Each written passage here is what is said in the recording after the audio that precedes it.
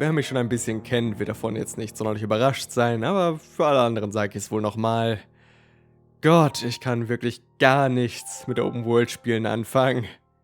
Dabei wollte ich sie so gerne mögen. Dabei war das Konzept einer riesigen, frei erkundbaren, niemals enden wollenden Welt genau das, was ich mir als Kind immer gewünscht habe.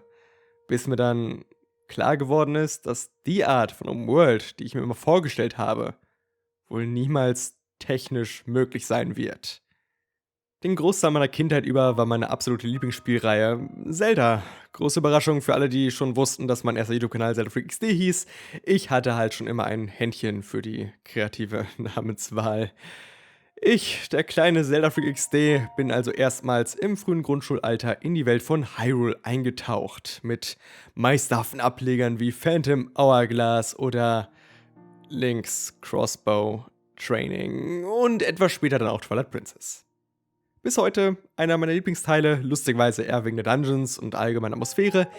Damals aber vor allem durch die großen offenen Gebiete, die sich ohne Pferd kaum erkunden ließen. Dieses Freiheitsgefühl konnte für mich bloß noch Wind Waker überbieten, doch gerade eben das hat für mich auch nur noch weiter den Wunsch, die Fantasie verfestigt, eine so riesige offene Welt auch an Land geboten zu bekommen. Und dann bekam ich sie. Der Ankündigung folgend noch außer mir für Freude. Nach Release dann die ernüchternde Erkenntnis, dass ich jetzt zwar die riesige Welt habe, die ich immer wollte, aber keinen Grund, um sie zu erkunden. Ich weiß, ich stehe damit ziemlich allein da. Ich bin mir sicher, Breath of the Wild ist ein tolles Spiel. Es ist bloß auch das Spiel, das mir gezeigt hat, dass ich Open Worlds einfach nicht mag. Statt in den verschiedensten Orten auf unterschiedlichste Arten und Weisen Herzteile zu erhalten, arbeite ich mich jetzt bloß noch durch eine niemals enden wollende, formelhafte Ansammlung von Mini-Dungeons, die sowohl von außen als auch von innen absolut gleich aussehen. Der Rest der Spielwelt ist zwar wesentlich abwechslungsreicher gestaltet, besteht aber auch nur aus offenen Flächen mit gelegentlichen Ruinen oder Holzgerüsten, bei denen ich mit wenigen Ausnahmen nichts als einen Haufen Gegner und ein paar ziemlich beliebig platzierte Truhen finde. Ihr fällt aber jetzt gerade ganz aktuell mit Shin Megami Tensei 5 wieder auf, dass ich das reine Erkunden eigentlich immer noch liebe. Das Spiel kommt mit kleinen, aber trotzdem recht offenen Gebieten daher, allesamt komplett handgebaut. Und gerade dadurch, dass sie so überschaubar sind und dadurch, dass ich weiß, dass die Leveldesigner wussten, dass ich wissen würde, dass sie das wussten, weiß ich auch, dass kaum ein begehbarer Weg umsonst platziert wurde. Alles kann und soll erkundet werden. Und das sorgt dafür, dass ich das auch tue. Ich gehe wirklich jeden einzelnen Quadratmeter der Spielwelt systematisch ab, versuche in jedes Gebäude zu gelangen, halte die ganze Zeit nach höher gelegenen Orten Ausschau, die ich vielleicht durch cleveres Platforming erreichen kann. Wirklich viele abwechslungsreiche Belohnungen bekomme ich hier auch nicht. Aber das ist mir vollkommen egal, denn das brauche ich einfach nicht, um motiviert zu werden.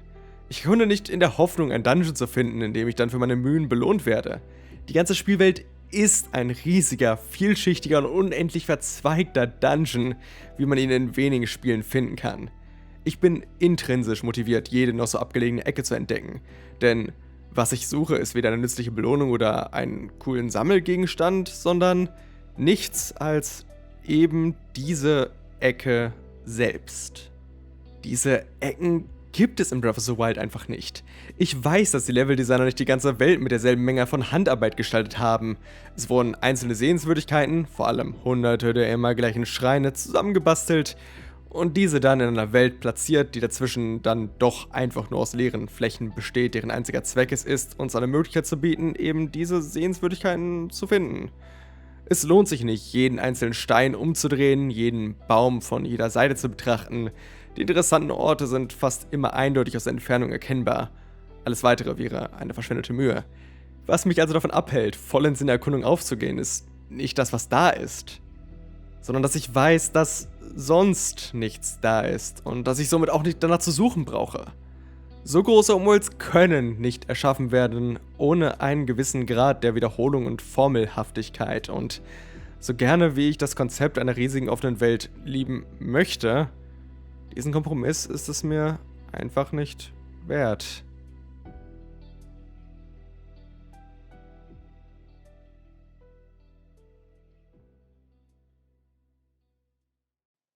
Wer mich schon ein bisschen kennt, wird davon jetzt nicht sonderlich überrascht sein, aber für alle anderen sage ich es wohl nochmal. Gott, ich liebe Dark Souls. Als ich das erste Mal in Lordran gelandet bin, wusste ich noch gar nicht so wirklich, was auf mich zukommt. Souls war noch weit davon entfernt, das riesige Mainstream-Phänomen zu sein, das es heute ist. Spielejournalisten konnten noch erwähnen, dass es ein Spiel schwer ist, ohne es mit Dark Souls zu vergleichen. Ich weiß, undenkbar heute.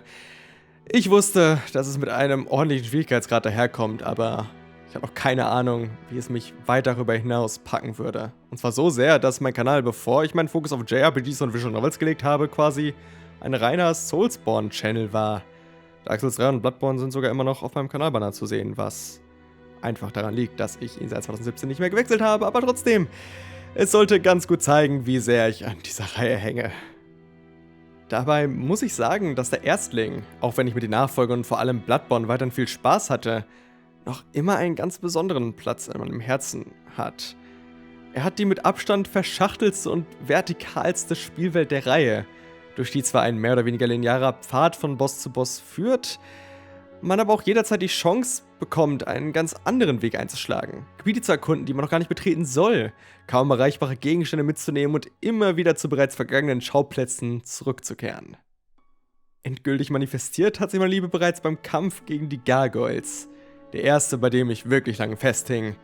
Ich wusste, dass das Spiel schwer werden würde und mein erster Gedanke war, dass es das vielleicht einfach gewesen ist.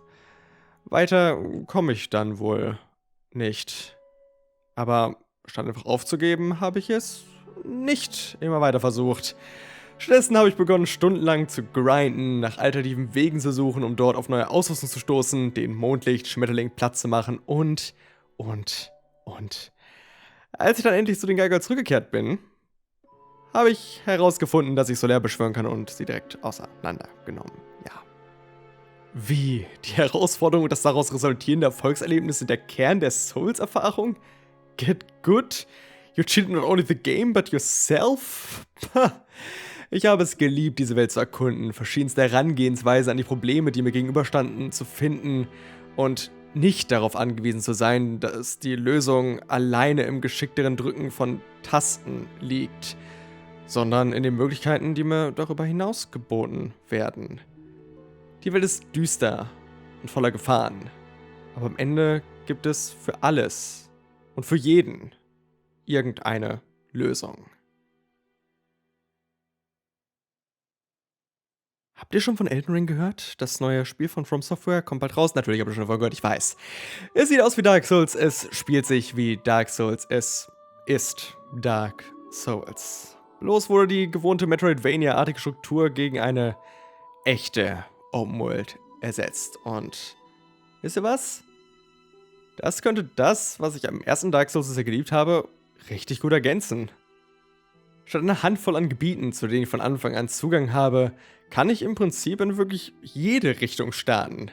Egal wo ich hingehe, irgendwas werde ich wohl finden. Und wenn ich mal bei einem Boss nicht weiterkomme, sollte es mehr als genug alternative Beschäftigungen geben, mit denen ich mich erstmal weiter vorbereiten kann. In Interviews hat Miyazaki bereits geäußert, dass Elden Ring zwar an sich nicht leichter als die vergangenen Souls-Spiele werden soll, aber alleine durch die offene Spielwelt und die vielen dadurch entstehenden Möglichkeiten trotzdem viel zugänglicher.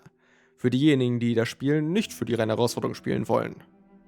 Die nun vor allem in der horizontalen riesige Welt in Kombination mit der erhöhten Anzahl an individuellen Spielstilen, die geboten werden sollen, sollten dafür sorgen, dass ich mehr als genug Zeit mit dem reinen Experimentieren totschlagen kann, bevor ich mich dann nach Stunden endlich wieder zu meinem eigentlichen Ziel begebe.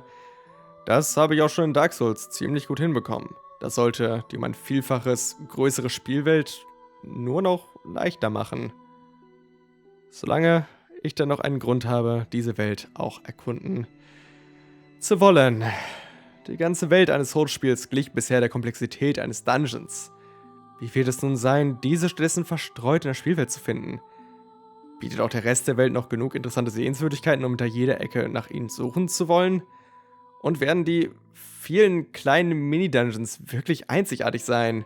Oder wird sich nach dem 5. doch eine eindeutige Formel, eine immer wiederkehrende Struktur feststellen lassen, die höchstens so viel Überraschung wie ein Chalice Dungeon aus Bloodborne zulässt? Außerdem bereitet mir die Verfügbarkeit einer Karte große Sorgen. Ich verstehe, dass es wie ein logischer Schritt erscheint, jetzt wo die Welt um ein Vielfaches offener ist als je zuvor. Es geht mir hierbei auch gar nicht darum, dass das Spiel sich zu sehr an Casuals richten könnte oder sonst was. Es sollte hoffentlich klar geworden sein, dass ich der absolut Letzte bin, der Souls-Spiele wegen ihres Schwierigkeitsgrades spielt. Das Ding ist bloß, dass einer der Aspekte, der dafür gesorgt hat, dass ich das erste Dark Souls so sehr zu lieben begonnen habe. Die Tatsache war, dass sich die Welt wie mein zweites Zuhause angefühlt hat. Gerade die Gebiete der ersten Hälfte kenne ich in- und auswendig, so oft wie ich sie im Laufe der Zeit abgelaufen bin, um hin und her zu kommen. Denn das Besondere am ersten Teil war, die Schnellreise hat man erst ziemlich spät im Laufe des Spiels freigeschaltet. Bis dahin war man gezwungen, von Leuchtfeuer zu Händler zu Boss zu rennen und hat sich somit jeden Ausflug zweimal überlegt, gerade wenn man sich beispielsweise am Boden von Blighttown befindet und keine Ahnung hat, wie man da jemals wieder rauskommen soll. Dieses Gefühl haben die Nachfolger bereits zugunsten einer komfortablen Schnellreise aufgegeben.